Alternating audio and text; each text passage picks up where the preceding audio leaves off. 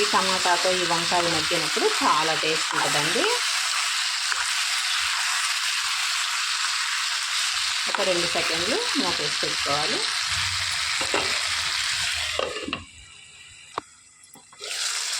మూత తీసి చూసుకొని ఇందులోనికి 1/2 టేబుల్ స్పూన్ పసుపు వేసుకోవాలి. 1 టేబుల్ స్పూన్ ఫుల్గా కారం వేసుకోవాలి. 1 టేబుల్ స్పూన్ ధనియాల పౌడర్ వేసుకోవాలి.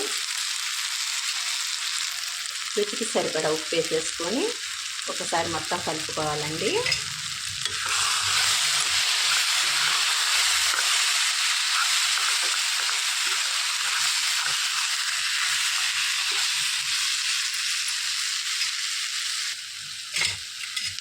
మొత్తం ఈ మసాలా అంతా ఈ వంకాయకి అట్లా పట్టేటట్టుగా